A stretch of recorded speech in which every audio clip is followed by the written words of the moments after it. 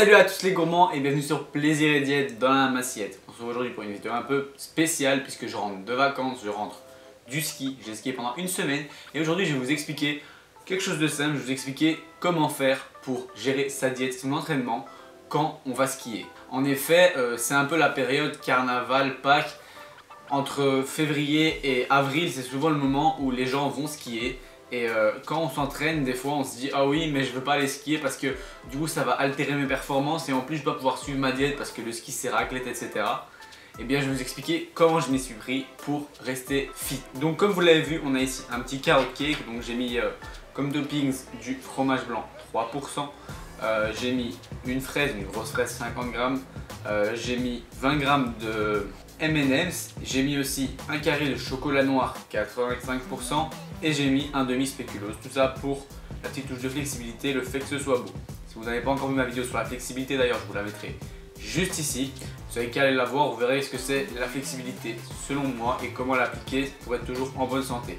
Donc ici pour la recette du carrot cake, si vous ne l'avez pas vu non plus, je vous la mettrai aussi ici et dans le lien en description. C'est très simple, c'est une recette de carrot cake diète, 410 calories pour le carrot cake en entier. Après il y a les toppings à mettre dessus en plus. Mais c'est vraiment cool et en termes de volume, on est pas mal. D'abord, je prends une petite bouchée parce qu'il me fait de l'œil. Toujours aussi succulent. Donc on va commencer par le côté diète. En effet, quand on va skier, ce qui se passe, c'est que souvent, quand on est là-bas, eh bien, on mange raclette, etc. Pour ma part, je n'avais même pas de balance. Donc, en plus du fait de devoir manger des plats, des montagnes chaque jour, je n'avais pas de balance pour peser. Donc qu'est-ce que j'ai fait? C'est que j'ai estimé. Ça fait maintenant 3 ans que je compte mes calories avec MyFitnessPal. C'est une application que vous pouvez mettre sur votre téléphone si vous ne connaissez pas. Et que j'emploie une balance pour peser les aliments. Donc ce que j'ai fait, c'est que je ne me suis pas affolé.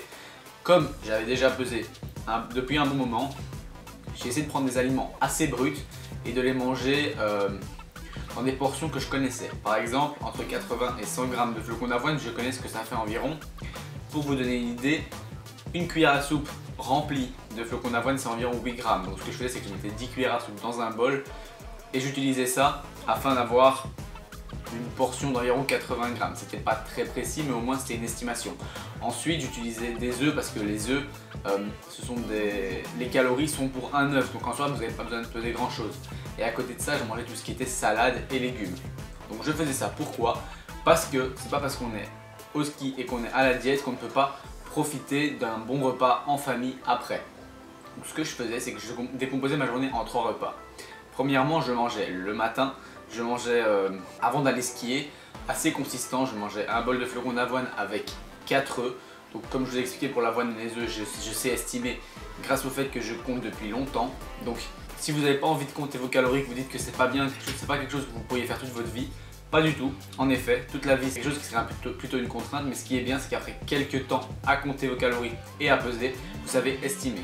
Et donc c'est ce que j'ai fait pendant cette semaine. J'ai estimé les calories de chaque repas en mangeant des choses que je connaissais plus ou moins.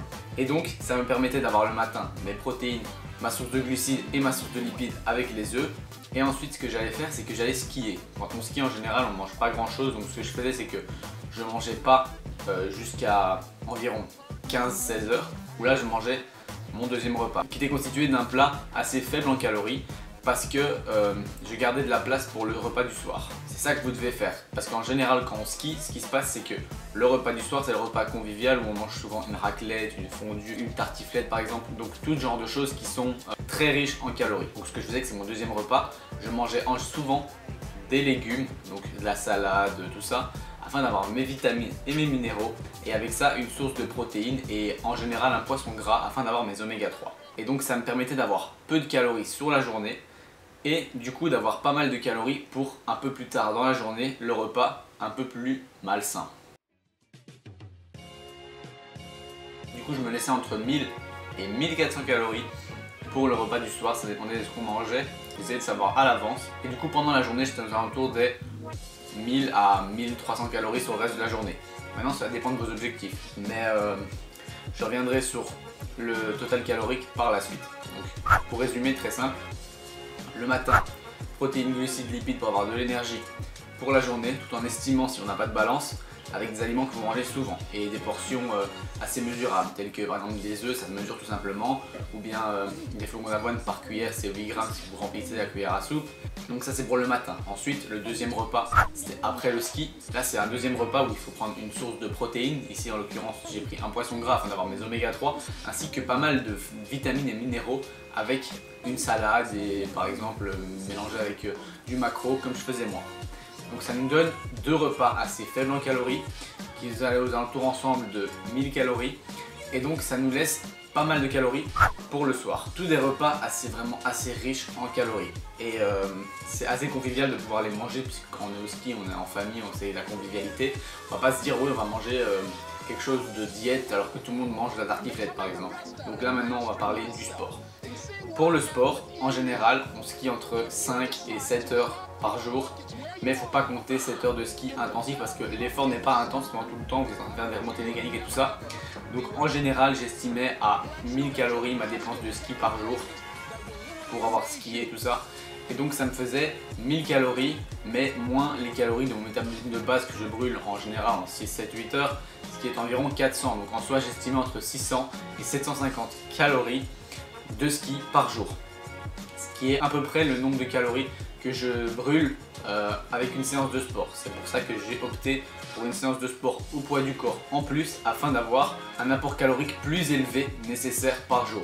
Donc ça me permettait, en faisant une petite séance de 30 minutes de tous des exercices au poids de corps, ça me permettait d'avoir du coup plus de calories à manger par jour.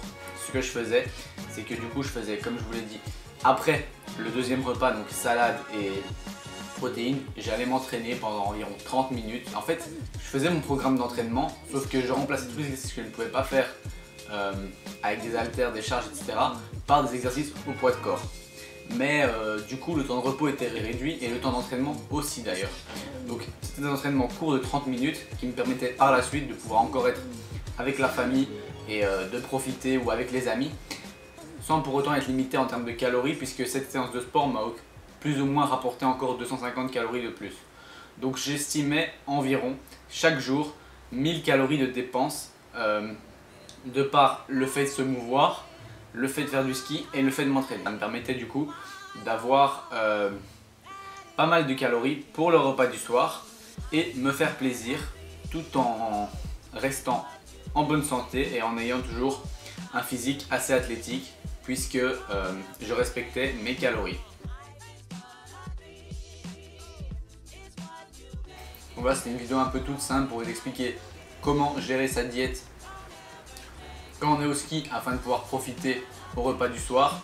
Donc c'est plutôt un principe de manger le plus d'aliments non transformés et de qualité les 2 premiers repas de la journée et laisser le dernier repas un peu plus plaisir. C'est une semaine, donc la flexibilité est un peu plus grande sur cette semaine puisqu'on mange plus d'aliments transformés le soir, mais c'est sur une semaine et ça permet de ne pas se dire allez merde, je me laisse aller pendant une semaine et je mange n'importe quoi. Non, là ça permet justement de faire un juste milieu, rentrer dans vos calories mais vous faire plaisir en même temps. Donc si vous voulez en savoir plus sur comment gérer ce genre de repas en famille ou à l'extérieur tout en restant dans vos calories, on a écrit un article sur le sujet avec Misfit Tidings, je vous le mettrai dans le lien en description.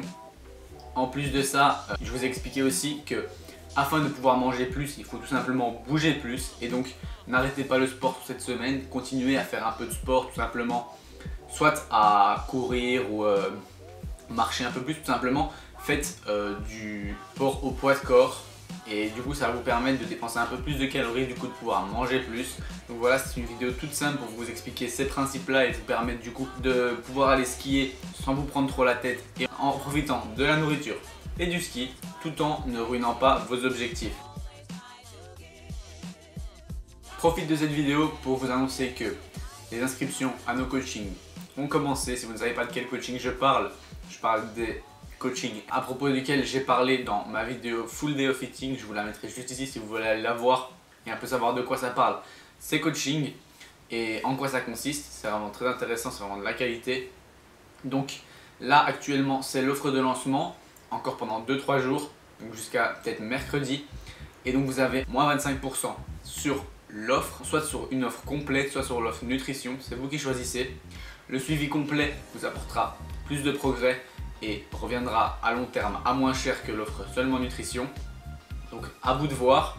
Si ça vous intéresse, je vous mettrai le lien du site de coaching en premier lien dans la description. J'en parle aussi sur mon Instagram. Si vous avez des questions, n'hésitez pas à venir me les poser sur Instagram ou dans les commentaires sous la vidéo. Et si vous aimez ce genre de vidéo où je m'assieds derrière une table avec un plat devant moi et que je vous explique un principe, dites-le moi aussi en commentaire, j'essaierai d'en faire un peu plus. Quant à moi, j'espère que cette vidéo vous aura plu. Si c'est le cas, vous pouvez toujours cliquer sur j'aime et même vous abonner. À la prochaine pour une autre recette ou une autre vidéo.